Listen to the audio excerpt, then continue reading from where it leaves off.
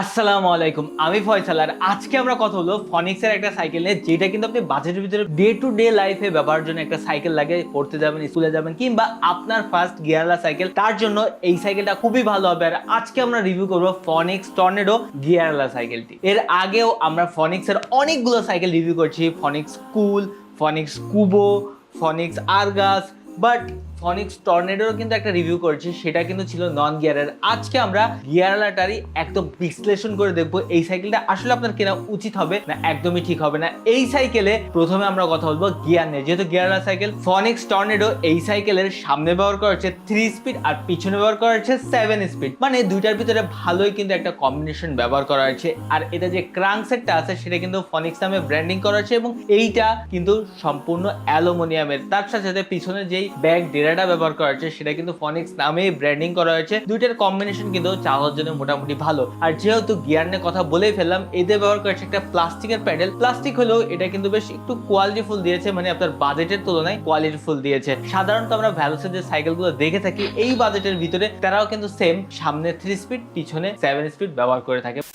ফনিক্স tornado গিয়ারওয়ালা সাইকেলটা নন গিয়ারের মতোই ব্যবহার করা হচ্ছে 680 এর একটা হ্যান্ডেল, আর এতে ব্যবহার করা হচ্ছে লং একটা স্টিম। সাধারণত আমরা যারা সাইকেল চালায় থাকি পড়তে যাওয়ার জন্য অথবা ডে টু ডে লাইফে কাজে যাওয়ার জন্য, তাদের কিন্তু হ্যান্ডেল স্টিম অতটা বেশি ম্যাটার করে না। বাট হ্যান্ডেলটা যদি একটু লম্বা হয় এবং স্টিমটা যদি একটু লং হয়, তাহলে কিন্তু আপনার সাইকেল চালানোর সময় হ্যান্ডেলটা সোজা থাকে এবং সাইকেল চালানোর সময় পিঠে ব্যথা খুবই কম হয়, যার ফলে এই সাইকেলটা কিন্তু আপনার জন্য মোটামুটি ভালোই হচ্ছে বলে আমার কাছে মনে হয়। আর এইবার আমরা কথা বলবো এই সাইকেলের ফ্রেম নিয়ে। এই সাইকেলে ব্যবহার করা হচ্ছে 16 সাইজের একটা ফ্রেম, আর ফ্রেমটা কিন্তু সম্পূর্ণ স্টিলের। অনেকে অ্যালুমিনিয়ামের সাইকেল পছন্দ করে এবং আমরা সাধারণত অ্যালুমিনিয়ামের সাইকেলই বেশি প্রিফার করি। তবে আপনি যে বাজেট খরচ করছেন তার তুলনায় কিন্তু স্টিলের ছাড়া অ্যালুমিনিয়ামের ফ্রেম খুবই কম পাওয়া যায়। এই সাইকেলে যে কালার কোটিংটা আছে সেটা কিন্তু ভালোই দীর্ঘস্থায়ী হয়। ফনিক্স টর্নেডো গিয়ারওয়ালা সাইকেলেও কিন্তু ব্যবহার করা হচ্ছে 26 সাইজের একটা রিম, আর রিমটা কিন্তু সম্পূর্ণ অ্যালুমিনিয়ামের, ফলে কিন্তু সহজে বাঁকায় তেড়ায় যায় না। তবে আপনি যদি সাইকেলে কখনো অ্যাক্সিডেন্ট করে বেঁকে টেকে যায়, আপনি সহজেই সেটা মেকানিক দিয়ে সোজা এবং ঠিক করে নেবেন। অনেকে আমার কাছে জিজ্ঞেস করে, ভাই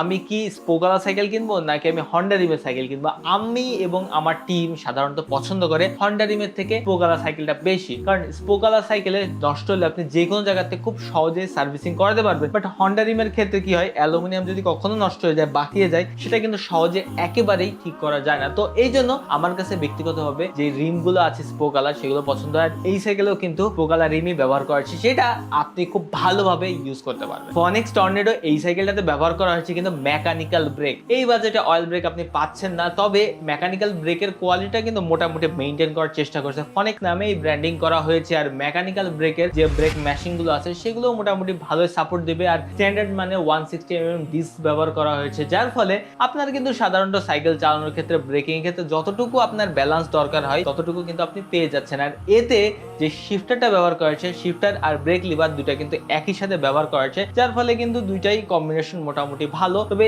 এইসব শিফটারের ক্ষেত্রে একটা জিনিস আমার কাছে অতটা ভালো লাগে না, সেটা হলো যদি আপনার ব্রেক লিভার অথবা শিফটার যে কোনো একটা নষ্ট হয়, পুরো সেট ধরে চেঞ্জ করা লাগে। যদি এটা দাম খুব একটা বেশি না, 150-200 টাকার ভিতরে আপনি পেয়ে যাচ্ছেন, আপনি যে বাজেট খরচ করছেন তার তুলনায় আপনার টেনশন করার দরকার নেই, ভালো জিনিসই পাবেন ইনশাআল্লাহ। আর যেহেতু শিফটার এক পাশে আছে 3 স্পিড, এক পাশে আছে 7 স্পিড, দুটার কম্বিনেশনই কিন্তু ইউজের জন্য আলহামদুলিল্লাহ। এইবার আমরা কথা বলবো এই সাইকেলের ইম্পর্টেন্ট একটা জিনিস, সেটা হলো হাব। এই সাইকেলে যে হাবসটা ব্যবহার করেছে, হাবসটা কিন্তু স্টিলের ব্যবহার করেছে। অনেকেই মনে করে যে স্টিল অ্যালুমিনিয়ামের ভিতরে কি পার্থক্য। অ্যালুমিনিয়াম হলে জিনিসটা হালকা হয়, ঘুরতে আরো বেশি সুবিধা হয়, স্টিল হলে একটু ভারী হয়। আর এই সাইকেলে যে বল বিয়ারিং গুলো আছে সেগুলো কিন্তু মোটামুটি লেভেলের, সব মিলাই আপনি চালানোর জন্য পারফেক্ট একটা জিনিস পেয়ে যাচ্ছেন, যেটা আপনার ডে টু ডে কাজের জন্য। আর আমি ব্যক্তিগতভাবে সাইকেলটা চালিয়ে দেখেছি, আপনি সাইকেল চালায় একদমই আনকমফোর্টেবল ফিল করবেন না, কারণ এই সাইকেলে যে সিটটা দেওয়া হয়েছে সিটটা কিন্তু ভালো দেওয়া হয়েছে। আর একটা সাইকেলের আমি আগেও বলেছি যে 3টা জিনিস আপনি কিন্তু দেখে কিনবেন, সেটা হলো সাইকেলের সিট, সাইকেলের প্যাডেল আর সাইকেলের যে গ্রিপটা আছে সেটা। কারণ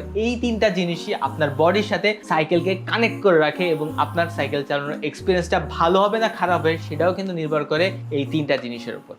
অনেক ভালো দিক অনেক খারাপ দিক নিয়ে তো কথা বলে ফেলেছি, সব থেকে ইম্পর্টেন্ট জিনিসটা নিয়ে এখন পর্যন্ত কথা বলা হয়নি, আর সেটা হলো এই সাইকেলের যে সাসপেনশনটা আছে সেইটা। এই সাইকেলের যে সাসপেনশনটা দেওয়া হয়েছে সেটা কিন্তু ব্যক্তিগতভাবে আমার অনেক ভালো লাগে।